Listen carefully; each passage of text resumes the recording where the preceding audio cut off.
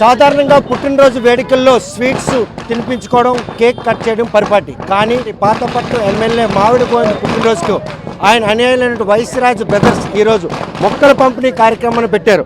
ఓవైపు పళ్ళు మొక్కలతో పాటు పర్యావరణానికి సంబంధించిన మొక్కల పంపిణీ కూడా పెట్టడం జరిగింది. అంటే పర్యావరణ ప్రేమికులతో పాటు తమ ప్రజాప్రతినిధి 10 కాలాల పాటు తమ నియోజకవర్గంలో అభివృద్ధి కార్యక్రమాలకి ఆయురారోగ్యాలు ఇవ్వాలని ఈ పుట్టినరోజు 10 కాలాల పాటు గుర్తుండిపోవాలని వారు చేసిన ఈ ప్రయత్నం మాత్రం ప్రతి ఒక్కరు ఆశిస్తున్నారు. ఈ విషయంలో ఆ అభిమాని ఈరోజు స్వీట్స్, కేక్ కట్ చేయడంతో పాటు మొక్కలు నాటే కార్యక్రమం ఏ విధంగా తీసుకుంటారో ఎమ్మెల్యే గోవింద్తో మాట్లాడదాం. చూస్తే కేక్ కట్ చేయడం, స్వీట్లు తినిపించడం అది పరిపాటి. కానీ మొక్కలు నాటుతూ అభిమాని తాలూకా అభిమాతాన్ని ఏ విధంగా తీసుకుంటారు?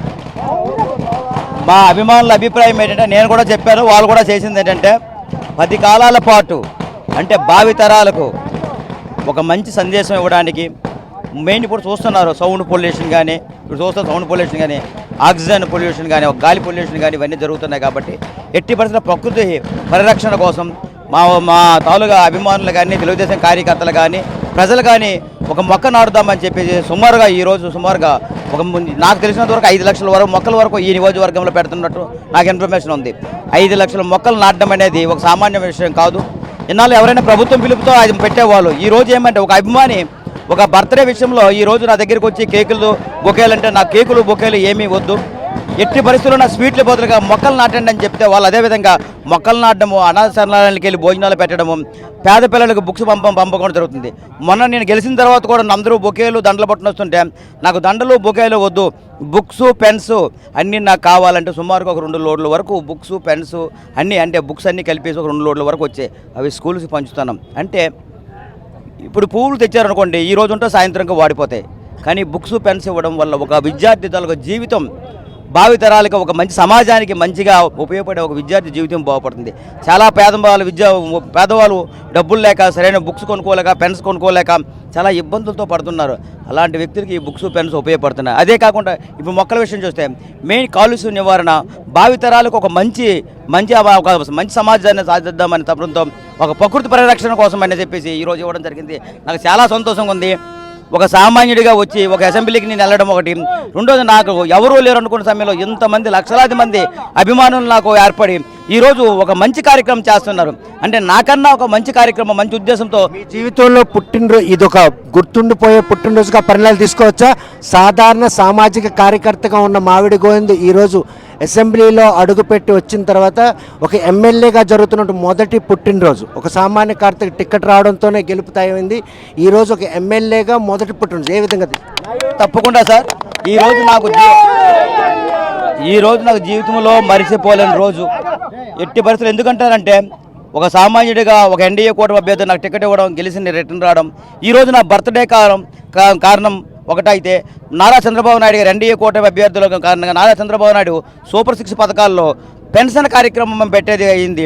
ఈ జగన్మోహన్ రెడ్డి సైకిల్ పరిపాలనలో 2000 నుంచి 3000 చేయడానికి, 2005 చేయడానికి 250 5 సంవత్సరాలు పెంచుకొని వచ్చి 3000 చేశారు. అదే సూపర్ 6లో భాగంగా చంద్రబాబు నాయుడు గారు 3000 నుంచి 4000 చేస్తారని చెప్పడం అనేది ఒక విషయం జరిగింది. అదేవిధంగా ప్రమాణం స్వీకారం చేసిన 10 డేస్లోనే మొదటి సంతకం ఇప్పుడు దీనిలో భాగంగా పెన్షన్ కార్యక్రమం పెట్టడము, 3000 నుంచి 4000 డైరెక్ట్గా 1000 రూపాయలు కలపడం ఒకటి కాకుండా ఈ 3 మాసాలు ఏరియర్స్తో 7000 రూపాయలు ఇవ్వడం ఒకటి, వికలాంగుల పెన్షన్ 3000తో 6000 చేయడం ఒకటి, పూర్తిగా 100% ఉన్న వికలాంగులకి మాత్రం 15000 ఇవ్వడం అనేది చాలా శుభపరిణామం. ఈ జగన్మోహన్ రెడ్డి పరిపాలనలో పేదవాళ్ళు ఆర్థికంగా ఇబ్బంది పడుతున్నారు. ఈయన ఏ రోజు పెన్షన్ కరెక్ట్ టైంలో ఇచ్చేవాడు కాదు. పేరుకి 1వ తారీఖు అని చెప్పేవాడు కానీ 5, 10, 11 అందేది. అది కూడా నేటి మేట నొక్కుతున్నానని చెప్పడమే కానీ 3 నెలలు కూడా ఒకటే జరిగేది అనమాట. అందుకోసం అవన్నీ కార్యక్రమాలు మారుతూ ఈరోజు మా చంద్రబాబు నాయుడు గారు ఒక మంచి నిర్ణయం తీసుకున్నారు.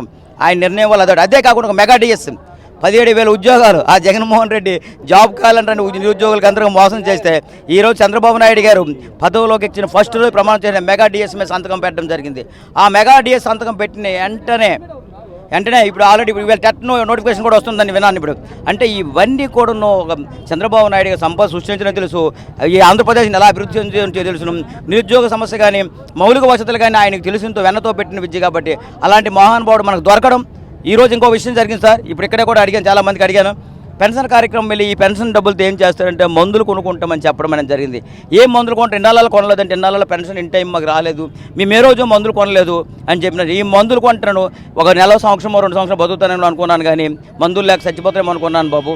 ఈసారి 10 సంవత్సరాలు బతుకుతాను. మాకు పెద్ద కొడుకు చంద్రబాబు నాయుడు గారు అని చెప్పేసి వాళ్ళు డైరెక్ట్గా చెప్పడము నాకు చాలా ఆనందకరంగా ఉంది. ఎందుకంటే అలాంటి అవకాశం చంద్రబాబు నాయుడు గారు నాలాంటి వ్యక్తి ఇవ్వడం అనేది చాలా ఆనందంగా ఉంది. చూస్తే కదా ఎందుకు ఈ ఆలోచన వచ్చింది? మొక్కలు పంపిణీ, కేక్ కట్ చేయొచ్చు, స్వీట్లు పంచు. మా ఎమ్మెల్యే గారికి ఏంటంటే అతను ఎలాగెదగాలో మా మొక్కలు కూడా అలాగెదిగి 10 మందికి ఫలసాయాన్ని ఇవ్వాలని మేము కోరుకుంటున్నాం. ఇంకా పర్యావరణ పరిరక్షణ, పుట్టినరోజుల వేడుకల్లో పువ్వులు కానీ బహుమతులు కానీ ఇస్తే అవి 10 కాలాల పాటు ఉండు. ఒక మొక్క నాటితే అటు పర్యావరణ పరిరక్షణతో పాటు ఈరోజు ఫలసాయ ఉన్నటువంటి మొక్కలు కనుక ఇస్తే ఆ పళ్ళు తిన్నప్పుడు కూడా తన అభిమాన నాయకుడు పేరు వినబడాలి. అదేవిధంగా ఆయన 10 కాలాల పాటు ఆ మొక్కల్లాగే తమకు పరిపాలన అందించాలనే ఉద్దేశంతో ఆ అభిమాని మొక్కలు పంపిణీ జరిగింది. అధినాయకుడు అభిమతం మేరకు అభిమానులు చేస్తున్నటువంటి ఈ మొక్కల పంపిణీ కార్యక్రమం మాత్రం పర్యావరణానికి ఎంతకో చేదోడుగా నిలుస్తుందని ఆశిద్దాం. వీడియో జర్నలిస్ట్ రామకృష్ణతో సత్యం, RTV శ్రీకాకుళం. మరిన్ని వీడియోస్ కోసం ఛానల్ ని సబ్స్క్రైబ్ చేయండి, లేటెస్ట్ అప్డేట్స్ కోసం వాట్సాప్ ఛానల్ ని ఫాలో చేయండి అండ్ లింక్ డిస్క్రిప్షన్ లో ఉంది.